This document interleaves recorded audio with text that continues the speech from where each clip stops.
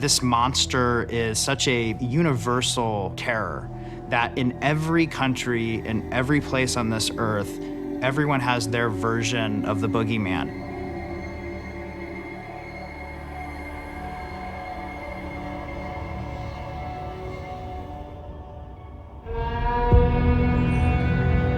Boogeyman is all the things we don't want to speak about and all the things we don't want to acknowledge. The Boogeyman preys on the vulnerable. The Boogeyman really tries to find the scariest things to a person and just using that to turn himself into something that can really, really scare someone. The Boogeyman represents all of our fears and what's in the dark for all of us, what's coming, the unknown. It's the thing that stalks and haunts us throughout our entire lives.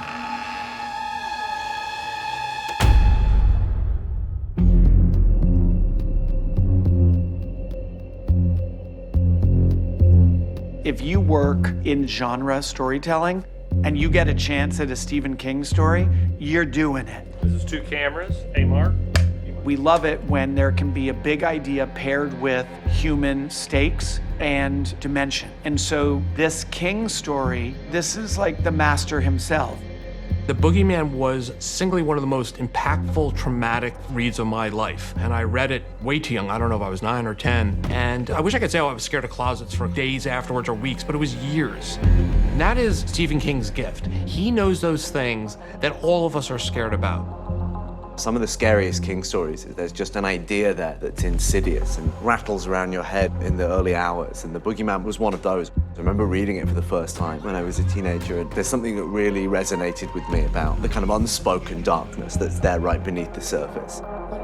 It was so exciting to have the chance to finally tell the definitive story about the Boogeyman. And it was one of those things where suddenly you find that something you love is available. And that happened with this short story, and the timing was perfect because with it came Beck and Woods, our original writers. So having a Stephen King short story with the writers of A Quiet Place was a slam dunk. And when Rob came in, not only was he completely in sync with what we wanted, he had all the pathways to get there. When I came on board, Beck and Woods had done fantastic work adapting the short story into a really scary script. But the first thing that I did was switch it around so that Sadie became our hero, because she was perched just between the world of childhood and the world of adulthood. And the Boogeyman kind of exists in both of those realms. We were so fortunate to bring in a writer we've worked with before, Mark Heyman, who's an incredible character writer. He did Black Swan, he did The Wrestler. And he and Rob just kind of worked hand in hand for a few months, and the thing took off. And action. We started talking about, like, what would the feature be? Because it was an 8-page short story where you never leave the therapist's office. And so we sort of used that as just a starting point. One of the great things that Beck and Woods did is they brought in Lester Billings, who was what the short story was about. Instead, in our story, he launches our story. What's your name? Lester. Lester Billings. It's a story about Lester Billings walking into Dr. Harper's office and saying, the Boogeyman killed, all 3 of my children. And that was a tricky thing for us to figure out. How do you expand that into a story?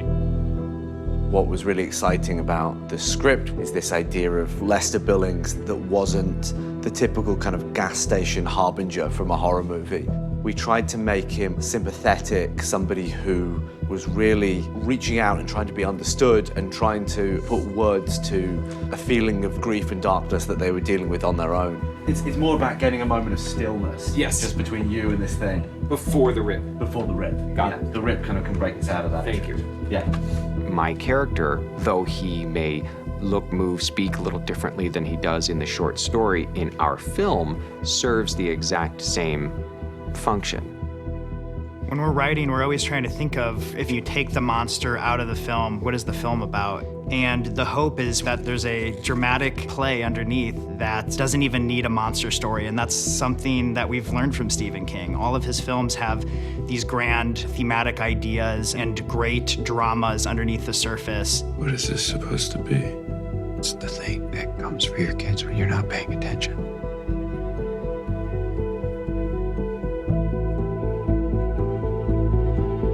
Ah, beautiful. Let's move in.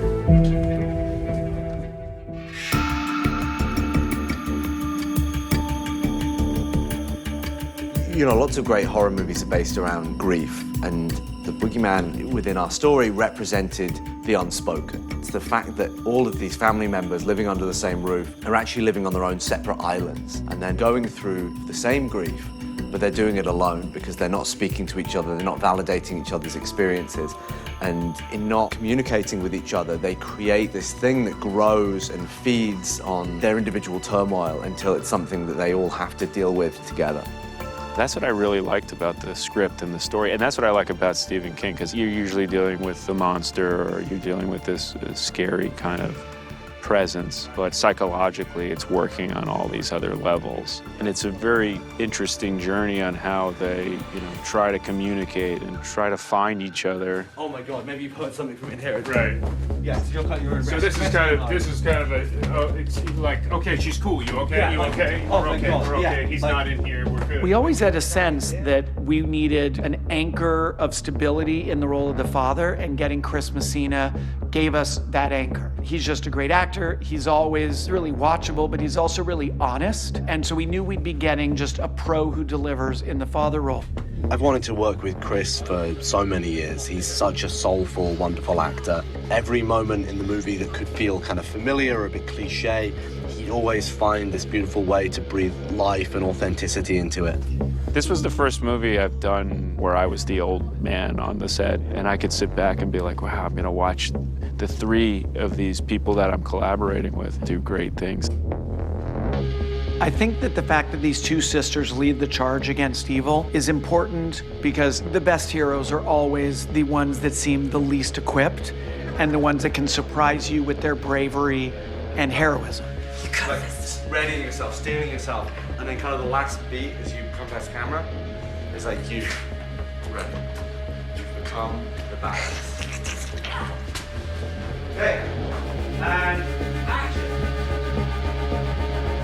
I love that it's two sisters because I have 4 daughters. So I live in a household that is defined by sisterhood.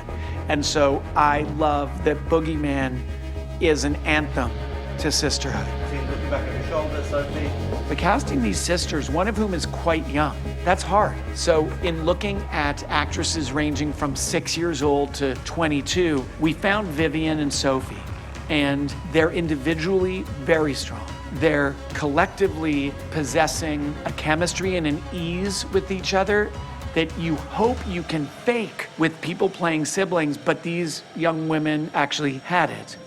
I just have to look at Chris and Viv, and I already feel for them so much and love them so much that when I see them in such a heightened, vulnerable, scared state, I kind of go to that place that Sadie goes to, where she wants to go mother mode. She wants to take care and like fight the boogeyman. Hello, Mark.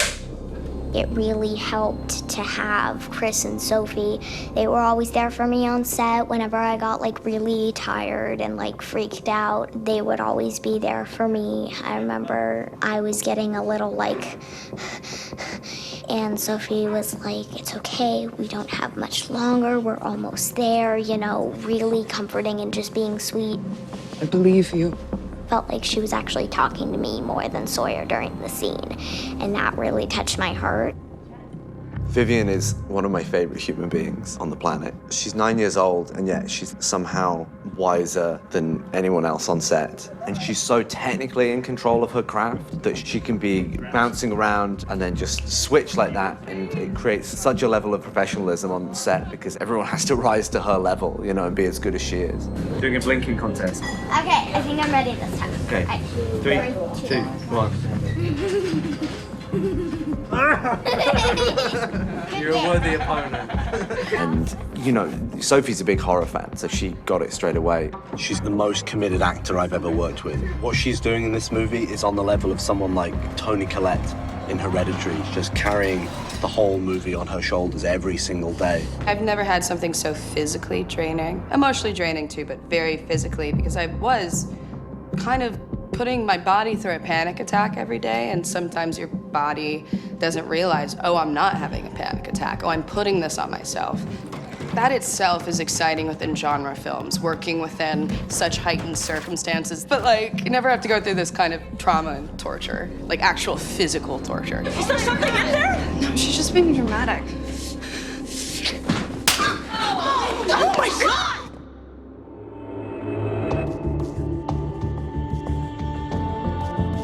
Rob Savage is one of the most exciting young filmmakers in horror today.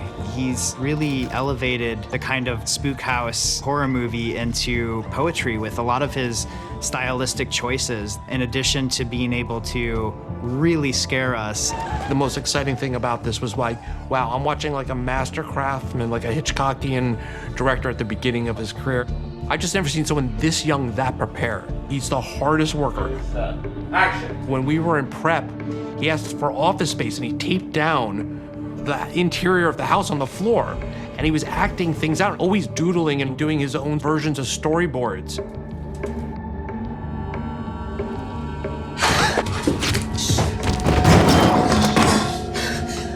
The most fun for me is knowing where an audience's mind is going to be, knowing where their eyes are going to be searching in the frame, and knowing how I can subvert their expectation to get a great scare. The one thing I just loved about Rob, and just talking about how well prepared he is that in his office during prep, he always ran a DVD player, old school like DVD player, with his favorite horror films on loop. So he always was just immersed in horror and respect to the classics. I watched him navigate and deconstruct and then shift the way that even my body position and the shadows were going to work in relationship to the camera, because he knew that we've seen this thing happen in many films before, and he was not going to rest easily on the pattern, the cliche, the trope that we've seen so many times before. And that's only because he's such a student of horror cinema. Then all the lights go out. He loves making movies and movies like this. That comes through in every second of working with him. And so you love it because there's so much joy in the process. I love how collaborative filmmaking is, and I love getting excited by an idea that I hadn't even thought of until an actor reads a line a certain way or comes with a fresh idea. It's all about being present and being open to what's right there in front of you. And that doesn't happen miles away at a monitor. That doesn't happen by sticking to exactly what you've had planned. It happens by bouncing off the energy of all these other amazing creative people who you've assembled. Can I halfway come up with your head? I really trusted him, and I bonded with him immediately over like weird niche horror movies. And I just completely trust him and his taste, and he went fully for it with me and with everyone else. Okay, 3, 2, 1, action! I kept joking, like I had to let go of my ego fully, because I'm being tortured and like thrown across and just like doing crazy things. I still had that to some extent in other projects where I'm thinking a little too much about it, but with this I couldn't. And because I felt comfortable with him, I just kind of released it. And that was really nice to have that. Cut. That's a cut. Okay, awesome. All right, let's okay, let's go in close. I hope that this movie places people back into that feeling of being a kid and waking up in the middle of the night and feeling frozen with fear, unable to call out for your mum and dad. Just looking into the dark of the closet, like, is that my hoodie draped over the back of my chair, or is that a person looking back at me? Oh, I think it just moved. Like that feeling. This creature has to remain scary and slightly intangible by the end of the movie, or else we've kind of ruined the Boogeyman, and we don't want to do that. So we needed to find a design that was scary and familiar, but also had an element about it that was slightly unknowable, that spoke to something existentially terrifying. Okay, so let's get Michael in. See if we can do a more sideways position. Okay, that's awesome. Ready? 3, 2, 1, flash!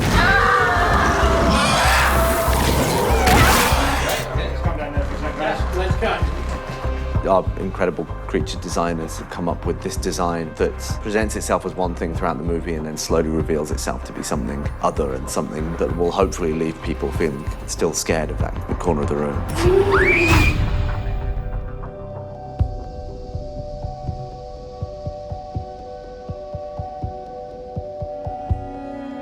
I know when I watch a scary movie, I want to be creeped out. I want to be scared so that I can get it out in my movie watching and I don't have to carry it with me in my everyday life. I think there's also a degree that just as human beings, we always are fascinated with the unknown. And you always wonder, like, how would you handle yourself under very stressful situations or scary situations? And the key about horror is it kind of allows you to toe dip into the unknown and into things that are filled with terror. And 3, 2, 1, action! It actually is pretty scary because it's a mirror and it's reflecting reality back on us, which is the scariest of all. Cut! Made it. There's nothing I love more than sitting at the back of a cinema and watching a horror movie that I've made with an audience and just looking at the back of their shoulder. When are their shoulders rising? When are they releasing? When are they looking to their partner next to them? I want people to leave frozen with fear of the dark. I want to make the world feel a little less safe for everyone. That's my job.